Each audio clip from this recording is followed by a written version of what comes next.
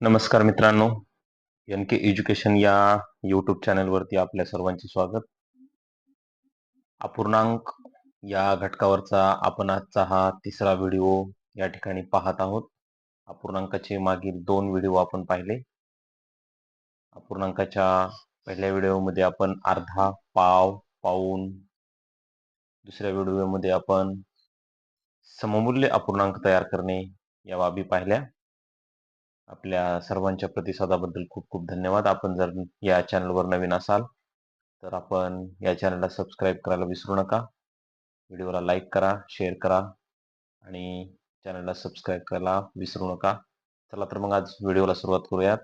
अपूर्णांकाच्या या तिसऱ्या व्हिडिओमध्ये आज आपण अपूर्णांकाचा छेद सारखा करणे ही बाब पाहणार आहोत. आता अपूर्णांकाची ज्यावेळेस आपल्याला बेरीज करायची असते, तुलना करायची असते, म्हणजेच लहान मोठेपणा ठरवायचा असतो, त्यावेळेस अपूर्णांकाचा छेद सारखा असणं आवश्यक असतं.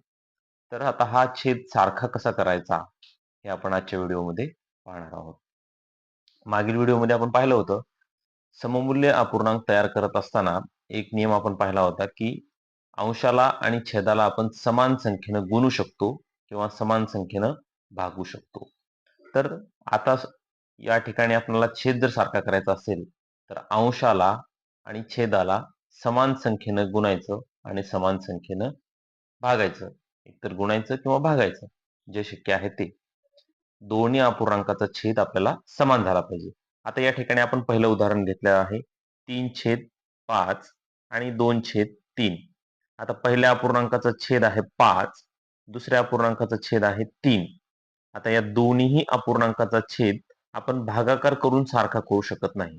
कारण दोन्हीही संख्या लहान आहेत आणि मूळ सुद्धा आहेत. याला दुसऱ्या कोणत्या संख्येनं दोन्हीला समान संख्येनं भाग जात नाही. तर अशा वेळी आपण गुणाकार करून छेद सारखा करू शकतो. तर आता आपण यासाठी एक पद्धत अशी आहे, की दोन्हीला अशा संख्येनं गुणायचं, की त्याचं उत्तर सारखं आलं पाहिजे. तर त्यासाठी काय करायचंय, दुसऱ्या अपूर्णांकाचा छेद जो आहे, तो आहे 3. तर या 3 ने आपण पहिल्या अपूर्णांकाच्या छेदाला आणि अंशाला गुणूया. आणि पहिल्या अपूर्णांकाचा जो छेद आहे 5, त्याने दुसऱ्या अपूर्णांकाच्या अंशाला आणि छेदाला गुणूयात. कारण अंशाला आणि छेदाला गुणल्यामुळं अपूर्णांकाची किंमत बदलत नाही. तो सममूल्य अपूर्णांकच राहतो. तर आता ही क्रिया करून घेऊयात. 3 आणि 3 चा गुणाकार येतो 3 त्रिक 9 आणि 5 आणि 3 चा गुणाकार येतो 5 त्रिक 15. या ठिकाणी 2 आणि 5 चा गुणाकार येतोय 10. 2 10 आणि 3 आणि 5 चा गुणाकार येतो 15. आपण या ठिकाणी पाहू शकता पहिल्या अपूर्णांकात सममूल्य अपूर्णांक तयार झाला 9/15 आणि दुसऱ्याचा सममूल्य तयार झाला 10/15 आणि आपल्याला दोन्हीचा छेद पण सारखा करायचा होता. तो छेद पण या ठिकाणी सारखा झालेला आहे. तर ज्यावेळेस बेरीज करायची किंवा तुलना करायची तर छेद सारखा असणं आवश्यक आहे. आपण ते पुढील व्हिडिओमध्ये पाहणारच आहोत. बेरीज करणे आणि त्याच्यानंतर लहान मोठेपणा. फक्त आजच्या व्हिडिओमध्ये आपण हे पाहणार आहोत, की छेद सारखा कसा करायचा. चला दुसरं उदाहरण पाहूया या ठिकाणी. 7/4 आहे आणि 3/2 आहे. तर याला सुद्धा आपण त्याच पद्धतीनं करू शकतो. आता या ठिकाणी पहिला अपूर्णांकात छेद आहे 4. तर आपण दोन्हीचा छेद बदलण्यापेक्षा दुसऱ्या अपूर्णांकाचा जो छेद आहे 2 याला आपण 4 करू शकतो. कसं करू शकतो? तर 2 न गुणावं लागेल. म्हणजे 4 होईल. मग छेदाला 2 न गुणल्यामुळं अंशाला सुद्धा 2 न गुणायचं. म्हणजे पहिल्या अपूर्णांकाला गुणाकार करत बसायची आवश्यकता नाही. कारण त्याचा अगोदरच छेद 4 आहे, आपण दुसऱ्याचा 4 बनवू शकतो. आता पहिला अपूर्णांक जसं तसं या ठिकाणी लिहूयात आपण 7/4. आता हे या ठिकाणी गुणाकार करून घेऊयात. 3 आणि 2 चा गुणाकार येतो 6.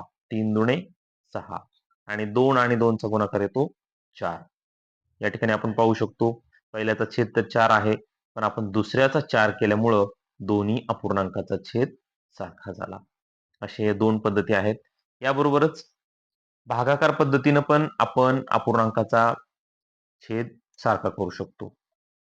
आता बघा, या दोन्हीही संख्याला, अंशाला आणि छेदाला कोणत्या संख्येनं भाग जातो? 2 न पण जातोय आणि 4 पण भाग घालू शकतो आपण.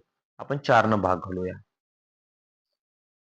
समान संख्येनं गुणणे किंवा समान संख्येनं भागणे. आता 4 जर 8 भाग घातला, 2 भाग बसतो. 4 दुणे 8. आणि 4 जर 12 भाग घातला तर 3 भाग बसतो. 4 त्रिक 12. या ठिकाणी अपूर्णांक आलेला आहे 2/3. आता इथं सुद्धा तसंच आहे पहा. याला आपण 5 भाग घालू शकतो. 10/15 वरच्या अंशाला सुद्धा 5 घालावं लागेल आणि छेदाला सुद्धा. आता 5 ने 10 भाग घातल्यानंतर 5 दुणे 10 आणि 5 न 15 घातल्यानंतर 5 त्रिक 15. म्हणजे याचा पण छेद 3 आलेला आहे आणि या अपूर्णांकाचा छेद सुद्धा 3 आलेला आहे. म्हणजे आपणाला 2 पद्धतीनं अपूर्णांकाचा छेद सारखा करता येतो. एक अंशाला आणि छेदाला समान संख्येने गुणणे किंवा अंशाला आणि छेदाला समान संख्येनं भागणे. अपूर्णांकाचा छेद सारखा करायला आपण शिकल्यानंतर पुढच्या क्रिया अतिशय सोप्या आहेत. अपूर्णांकाची बेरीज असेल, वजाबाकी असेल किंवा लहान मोठेपणा असेल. चला तर मग या पद्धतीनं आपण आपल्या अपूर्णांकाचा छेद सारखा करायला शिकू शकतो. याबरोबरच मागील व्हिडिओ जर आपल्याला पाहायचे असतील, सममूल्य अपूर्णांक तयार करणे किंवा अपूर्णांक संकल्पना जर आपण पाहायचे राहिले असतील, तर या व्हिडिओच्या डिस्क्रिप्शन बॉक्समध्ये मागील व्हिडिओच्या लिंक मिळतील आणि पुढील व्हिडिओ लवकरच आपल्यासोबत शेअर करूयात. सर्वांचे थँक्यू. धन्यवाद.